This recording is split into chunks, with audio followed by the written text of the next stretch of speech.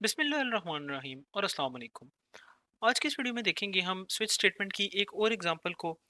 ये वाली जो एग्जांपल है इसकी डिफ़िकल्टी पिछली वाली तमाम एग्जांपल्स की निस्बत थोड़ी सी ज़्यादा होगी, लेकिन हम ये देख सिर्फ इसीलिए रहे हैं ताकि हम अपने स्विच स्टेटमेंट की अंडरस्टैंडिंग को मज़ीद बेहतर बना सकें। पिछली वाली जो एग्जांपल्स हैं वो भी बड़ी अच्छी एग्जांपल हैं स्विच स्टेटमेंट को समझने के लिए। तो अगर आपने वो अब तक नहीं देखी तो मैं रिकमेंड करूंगा कि आप उन वीडियोस पे जाएं और पहले उनको देख लें। छोटी छोटी वीडियोस हैं और छोटे छोटे कोड्स हैं जो उसके अंदर लिखे गए हैं, जो कि आपके स्विच स्टेटमेंट की अंडरस्टैंडिंग को बहुत बेहतर बनाते हैं। तो चलें अब इस वीडियो को शुरू कर लेते हैं। तो हमारे पास जो सवाल दिया गया है उसमें वो ये कह रहा है कि write a program that provides remarks to the student depending upon the grade he or she got. The remarks should be as per following the table. तो ये कह रहे हैं कि हमें हमने एक कोड लिखना है जो कि स्टूडेंट को रिमार्क दे। ठीक है, डिपेंडिंग अपॉन कि उसका क्या ग्रेड है। मतलब कि इसका मतलब ये हुआ कि मसलन अगर उसका ग्रेड ए है तो वो कहेगा भाई एक्सीलेंट। ठीक है, अगर वो उसका ग्रेड बी है वो कहेगा कि भाई वेरी गुड। ठीक है, इस तरीके से। तो इसका मतलब ये हुआ कि जो इनपुट हमारे पास आनी है यूजर की तरफ से वो उसका ग्रेड होगा कि वो ए है या बी है या सी है, इस तरह का। तो एक चीज़ तो हमें ये पता लग गई। दूसरा हमें ये पता चल गया कि भाई रिमार्क्स हमने फिर जो देने हैं वो क्या होंगे। तो बेसिकली प्रिंट एफ की कोई स्टेटमेंट हम लगा के इसमें इस तरह के रिमार्क्स दे देंगे कि इसने डिपेंडिंग अपॉन इसका क्या इनपुट है। और अब चूंकि हमारे पास ये ऑप्शनल सी चीज़ है कि भाई अगर इनपुट क्या आई उसकी बेसिस पे आपने क्या रिमार्क्स देने हैं, तो ये एक कंडीशनल चीज़ बन रही है ना कि इसमें डिसीजन मेकिंग है कि भाई डिपेंडिंग अपॉन कि क्या ग्रेड है स्टूडेंट का उसका रिमार्क्स डिफरेंट होंगे। तो इससे हमें ये पता चला कि कंडीशनल स्टेटमेंट्स यहाँ पे यूज़ होंगी।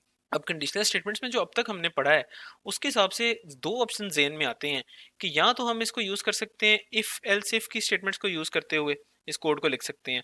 दूसरा हमारे पास ये ऑप्शन है कि हम स्विच की स्टेटमेंट्स को यूज़ करते हुए भी इस कोड को लिख सकते हैं। क्योंकि हम अगर वेरिएबल पे कंडीशन लगा दें जो इनपुट का वेरिएबल होगा, जिसमें कि कैरेक्टर इनपुट आएगा और वो ये बताएगा कि भाई उसका ग्रेड ए है या बी है, उसकी यूज़ करते हुए हम स्विच की स्टेटमेंट यूज़ कर सकते हैं। एल्स इफ में हम उस ग्रेड को कंपेयर कर लेंगे एक प्री डिफाइंड वैल्यू के साथ कि भाई जिस तरह अगर कोई वेरिएबल है उसका नाम ग्रेड है तो हम कंपेयर कर लेंगे कि ग्रेड जो है क्या उसकी वैल्यू ए के इक्वल है, क्या उसकी वैल्यू बी के इक्वल है, और इस हिसाब से फिर हम उसके ऊपर कोई ना कोई जो है उसको आगे रिमार्क्स दे देंगे। तो इस चीज़ को यूज़ करते हुए हम उसको रिमार्क्स देंगे। अब जो है ना दोनों तरीकों से कोड बिल्कुल आराम से किया जा सकता है। चूंकि आज की वीडियो में हमारा मकसद है कि हम स्विच स्टेटमेंट्स को समझें, तो आज की जो वीडियो होगी उसके अंदर हम यही एग्जांपल सॉल्व करेंगे स्विच की स्टेटमेंट को यूज़ करते हुए। फिर आप लोगों का होमवर्क छोटा सा ये होगा कि आपने इस वीडियो को देखने के बाद एक तो इस वाली वीडियो को समझ लेना है, दूसरा आपने छोटा सा होमवर्क ये करना है कि आपने इसी वाले कोड को चेंज करना है और आपने देखना है कि इफ एल्स की स्टेटमेंट के साथ अगर इस कोड को किया जाए तो वो किस तरीके से होगा। तो चलें पहले हम ये करेंगे कि एक छोटा सा पहले हम ना टॉप लेवल पे स्ट्रक्चर बना लेंगे कि हमारे कोड किस तरीके से लिखा जाएगा, और उसके बाद हम ना उसी स्ट्रक्चर को देखते हुए कोड को सी की लैंग्वेज में लिखेंगे।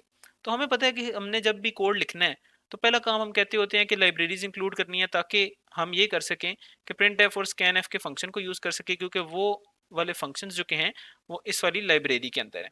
ठीक है, सेकेंडली काम हमने ये करना होता है कि जब लाइब्रेरीज वंस इंक्लूड कर ली तो मेन का फंक्शन डिफाइन करना होता है ताकि हमारे कोड को एक एंट्री पॉइंट मिल जाए। नेक्स्ट हमने ये करना होता है कि हम ना कहते हैं कि हमने वेरिएबल्स डिफाइन करने हैं।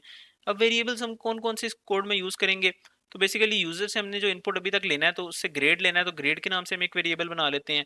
आगे हम चलते हैं और देखते हैं कि अगर कोई और वेरिएबल्स चाहिए हुए तो फिर हम वो भी इसमें ऐड कर देंगे। अभी तक तो यही जेन में आता है कि ग्रेड के नाम से एक वेरिएबल होगा। नेक्स्ट हम करेंगे कि यूजर से हम हमने कहना है कि ग्रेड एंटर करो, तो उसको कहने के लिए प्रिंट एफ की स्टेटमेंट है जो कि कंप्यूटर से ये बुलवाएगी उसकी स्क्रीन के ऊपर कि भाई एक ग्रेड एंटर करो, या इधर एक हम मैसेज देंगे कि प्लीज एंटर योर ग्रेड। ठीक है, अब यूजर जो है ना अपना ग्रेड जब एंटर करेगा तो हम उसको रीड किस तरीके से करेंगे कि भाई स्कैन एफ की स्टेटमेंट होगी। स्कैन एफ की स्टेटमेंट उसके ग्रेड को पढ़ेगी जो भी उसने ग्रेड दिया हुआ है, और वो वाला जो है ना वेरिएबल के अंदर स्टोर करवा देगी। तो आगे जो है ना ग्रेड का वेरिएबल होगा उसके अंदर जाके ये वैल्यू स्टोर हो जाएगी। ठीक है, अब डिपेंडिंग अपॉन कि इसमें क्या वैल्यू स्टोर हुई है ग्रेड के वेरिएबल में, हम जो है ना ये डिसीजन मेकिंग करना चाहते हैं कि भाई हमने उसको रिमार्क्स क्या देने हैं। ये हमने कहा कि अब हम करेंगे स्विच की स्टेटमेंट को यूज करते हुए। स्विच की स्टेटमेंट हम फिर लगाएंगे किसके ऊपर, इसी वेरिएबल के ऊपर जिसके के मल्टीपल ऑप्शंस हो सकते हैं। तो इसमें अब केसेस बनेंगे इसके मल्टीपल। तो पहला केस ये है कि भाई यूजर ने जो इनपुट दिया है वो करेक्टर है और वो करेक्टर है ए। ठीक है, तो उसका मतलब बेसिकली ग्रेड ए है। तो फिर हम उसकी बेसिस पे यहाँ पे कोई ना कोई रिमार्क देंगे, जैसे कि पहले हमें लिखा हुआ था यहाँ पे कि भाई एक्सीलेंट का हमने उसको रिमार्क देना है। ठीक है, वो रिमार्क हम उसको देंगे और फिर हम ब्रेक कर जाएंगे। ठीक है, इसी चीज को हम कंटिन्यू करते हैं आगे। तो अगर देखें कि भाई केस अगर कोई डिफरेंट आया कि भाई केस ये आ गया कि भाई उसने ग्रेड दे दिया बी, तो उसकी बेसिस पे हम फिर कोई स्टेटमेंट देंगे, यहाँ पे ब्रेक करेंगे। इसी तरह मल्टीपल केसेस होंगे यहाँ पे हमारे पास, ठीक है, ये कोड इसी तरह चलेगा। लास्टली हम एक डिफ़ॉल्ट का केस भी बना लेंगे कि अगर उसने कोई ऐसा ग्रेड एंटर कर दिया जो कि एग्जिस्ट ही नहीं करता, तो उसके ऊपर फिर हम इसके कोई मैसेज दे देंगे कि भाई ये आपने जो ग्रेड एंटर किया है ये इनवैलिड है। और इसके साथ ही हम स्विच की स्टेटमेंट को टर्मिनेट करेंगे और हमारा कोड भी यहाँ पे ख़त्म हो जाएगा। अब हम जाते हैं आईडीई की जानिब और इसी कोड को अब हम लिखते हैं आईडीई में और देखते हैं कि क्या हम जो रिजल्ट एक्सपेक्ट कर रहे थे वो हमें मिलते हैं या नहीं। तो ये जी हम आगे आईडीई के ऊपर, ठीक है। तो हमारा पहला काम ये था कि लाइब्रेरीज इंक्लूड करनी थी, तो हमने हैश इंक्लूड stdio.h करके लाइब्रेरीज इंक्लूड करवा ली। नेक्स्ट हमने ये करना था कि मेन का फंक्शन डिफाइन करना था, मैंने मेन का फंक्शन डिफाइन किया और ये हमारा स्टार्टिंग पॉइंट हो गया कोड का। नेक्स्ट हमारा ये काम है कि हमने अब वेरिएबल्स बताने हैं कि हमारे कोड में कौन कौन से यूज़ होंगे। तो हमने देखा था अभी तक तो हमें वेरिएबल चाहिए कोड में, वो एक ग्रेड के नाम से था। ग्रेड बेसिकली जो कि है वो करेक्टर वेरिएबल होगा, क्योंकि यूज़र जो एंटर कर रहा है वो ए बी और सी इस तरह के करेक्टर्स हैं ना, तो ये करेक्टर का वेरिएबल होगा।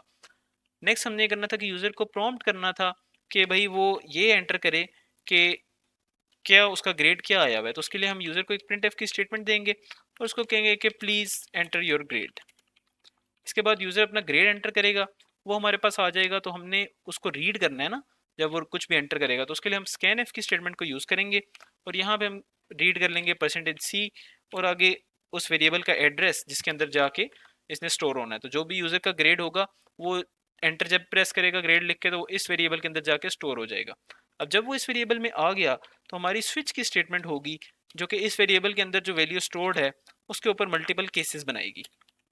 तो इस वेरिएबल के पॉसिबल वैल्यूज जो हैं वो हमने देखा था कि क्या क्या हो सकती हैं। इसमें हमने कहा था कि ग्रेड हो सकता है ए बी सी डी या एफ, तो इसलिए वही हमारे केसेस भी होंगे। तो पहला हमारे पास है केस ए, ठीक है, कि अगर यूज़र का ग्रेड ए है, उसके लिए हमने कहा था कि हमें जो रिमार्क चाहिए वो है एक्सेलेंट का। तो यहाँ पे प्रिंट एफ की स्टेटमेंट हम देंगे और लिखा आ जाएगा स्क्रीन के ऊपर एक्सेलेंट, ठीक है, और फिर हम ब्रेक कर जाएंगे। सेकंड हमारे पास जो रिमार्क था वो था कि अगर ग्रेड बी हो तो हमने कहना है वेरी गुड। तो हम जो है ना केस बी लिखते हैं कि ग्रेड अगर उसका बी है और इसके अंदर जो है हम उसको रिमार्क देते हैं वेरी गुड का, ठीक है। नेक्स्ट हम ना अगले वाले केस पे चले जाते हैं। नेक्स्ट केस है हमारे पास कि अगर उसका ग्रेड सी हो तो उसका जो है ना उस पर आपने रिमार्क देना है सेटिस्फैक्ट्री, ठीक है। तो केस सी के केस में हम लिखेंगे प्रिंट एफ और फिर उसको रिमार्क दे देंगे सेटिस्फैक्ट्री। और केस डी के केस में वो कहता है कि इस वाले केस में भी आपने रिमार्क उसको देना है सेटिस्फैक्ट्री। अब एक तो ये काम हो सकता है कि मैं एक नया इधर केस बनाऊं, ठीक है, और मैं इधर लिखूं कि भाई केस डी जो है उसमें क्या होगा, और फिर मैं दोबारा लिखूं इधर कि भाई प्रिंट एफ आएगा और इधर आएगा जी सेटिस्फैक्ट्री, ठीक है, जैसे हमने ऊपर लिखा। और फिर मैं अगली लाइन में लिखूं ब्रेक, ठीक है। अब कोड चलने में तो ये वाला कोड भी ठीक है, लेकिन हमें ये पता है कि केस सी और केस डी में एक ही वैल्यू आनी है। तो हम इसको इस तरीके से भी लिख सकते हैं कि मैं केस डी इधर लिखने की बजाय ये करूं कि ये वाली स्टेटमेंट यहाँ ले जाऊं, ठीक है, और इधर भी एक बार से मैं केस सी और केस डी साथ ही लिख दूं। तो अब इनमें से कोई भी केस आया, केस सी आ गया या केस डी आ गया, तो इसके नीचे जो लाइन दो लिखी हुई है यही रन होंगी। तो हमने इनको इकट्ठा इसलिए लिख लिया क्योंकि इनका जो एंड रिजल्ट है ना, जो कि इन दोनों की बेसिस पे हमने डिसीजन किया है कि सेटिस्फैक्ट्री प्रिंट करना है, वो सेम है। तो इस तरह का कभी भी आए तो आप भी इस तरीके से इनको इकट्ठा भी लिख सकते हैं। लेकिन अगर आपको इसको समझने में कन्फ्यूजन हो रही है तो आप बेशक इनको अलग-अलग लिख लें, चलेगा, वो भी बिल्कुल ठीक। लास्ट है हमारे पास कि अगर उसका केस खुदा ना खास्ता जो है वो एफ ही आ जाता है, तो उस केस में हम उसको कहेंगे कि भाई पुअर परफॉर्मेंस है, या फिर आप उसको कुछ इस किस्म का भी कह सकते हैं कि भाई बेटर लक नेक्स्ट टाइम। तो खैर, तो फिलहाल जो क्वेश्चन में उसने कहा हुआ है तो हमें पुअर परफॉर्मेंस ही लिखना पड़ेगा यहाँ पे, और फिर जो है ना केस जो है ना इधर ब्रेक कर देंगे, ठीक है। ये हमारे पास हो गया। अब हमने ये करना है कि बस इधर हम बेशक एंड पे लिख देते हैं कि thank you for using this program. ये हमने बेसिकली लिखना ज़रूरी तो नहीं है, हम इसलिए लिख रहे हैं कि हम मैंने इस चीज़ से आपको एक बेसिकली आगे चीज़ समझानी है, इस वजह से ये वाली लाइन में लिख रहा हूँ कोड में। अब हम देखते हैं कि हमारा कोड एग्जीक्यूट किस तरीके से होगा जब हम इसको रन करेंगे। तो होगा ये कि सबसे पहले इस वाली लाइन पे हमारा कोड आएगा। इस वाली लाइन पे जब वो आएगा तो वो पड़ेगा कि लाइब्रेरी एक इंक्लूड की हुई है, वो कहेगा अच्छा इसका मतलब है कि इसके कोई फंक्शन यूज़ हो रहे हैं। नीचे उसको पता है कि प्रिंट एफ और स्कैन एफ के फंक्शन यूज़ हो रहे हैं, तो वो इनकी डेफिनेशन कॉपी कर लेगा, तो आपके कोड में आपको एरर नहीं आएगा जब ये रन होगा। अगर ये ना लिखी हो तो वो कहेगा कि भाई प्रिंट एफ का फंक्शन डिफाइंड नहीं है। नेक्स्ट वो मेन की फंक्शन में आएगा तो उसका स्टार्टिंग पॉइंट उसको मिल जाएगा कोड का। मेन का फंक्शन शुरू होगा तो पहली वाली लाइन में ही आ जाता है कि भाई ग्रेड के नाम से एक वेरिएबल है जिसको एज अ करेक्टर डिक्लेयर करना है।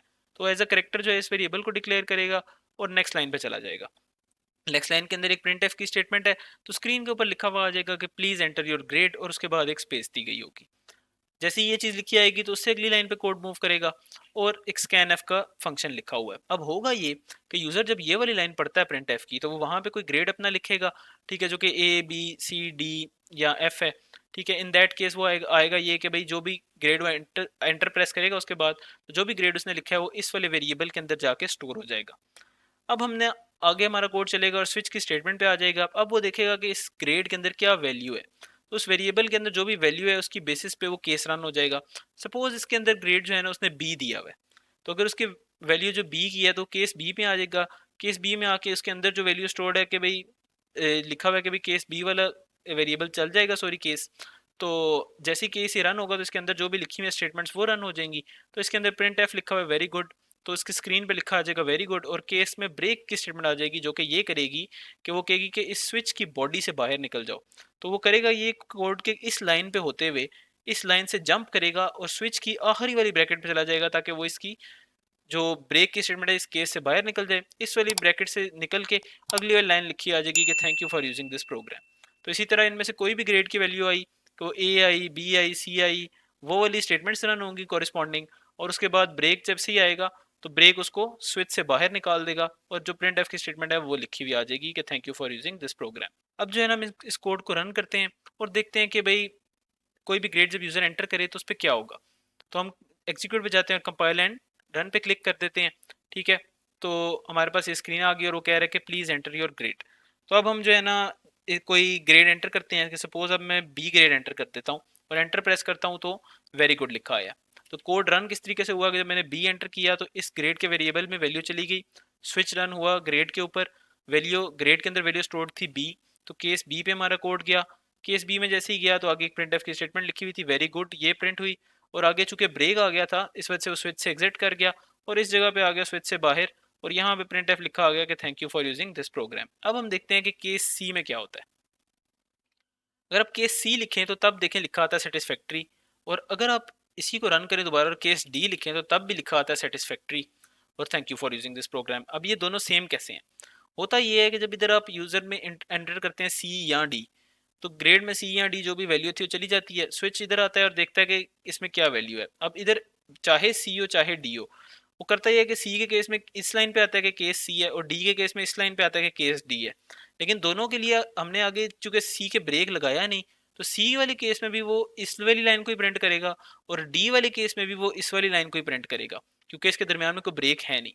और उसके बाद चूंकि ब्रेक आता है तो इधर वे आप इनमें से कुछ भी लिखेंगे तो ये वाली लाइन पहले प्रिंट होगी और उसके बाद ब्रेक आएगा। इससे आप ब्रेक की सिग्निफिकेंस को भी समझ सकते हैं कि भाई अगर ब्रेक की स्टेटमेंट ना लगी हो तो अगले वाला केस भी प्रिंट हो जाता है।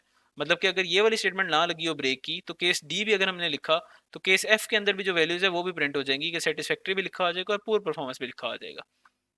तो ये बेसिकली सिग्निफिकेंस है उस ब्रेक की स्टेटमेंट की। अब आप लोगों के लिए जो छोटा सा होमवर्क है इस वाले प्रोग्राम में वो ये है कि एक तो मैंने पहले बता दिया था कि आपने इफ एल्स की स्टेटमेंट से इसको लिखना है। दूसरा स्विच के स्टेटमेंट के लिए आपने कोड में ये करना है कि अगर यूजर कोई ऐसा ऑप्शन इनपुट कर दे जो इसमें है ही नहीं, सपोज वो ई लिख देता है, सपोज वो जेड लिख देता है, तो इन दैट केस इस प्रोग्राम को एक एरर देना चाहिए जो कि कहे कि इनवैलिड इनपुट है या grade should be between A and F, इस तरह का कोई इनपुट दे और उस वो चीज़ जो है ना स्क्रीन पे लिखी हुई है। ठीक है, ये आउटपुट जो है ना आपने बस प्रिंट करानी है और फिर आपने कोड चला के भी वेरीफाई भी करना है कि क्या ये हो रहा है, और उसी कोड को आप बेशक कमेंट में भी लिख दें ताकि अगर किसी और को समझ नहीं आ रही तो वो भी उस कोड को देख के अपने आंसर जो है ना उसको वेरीफाई कर सके।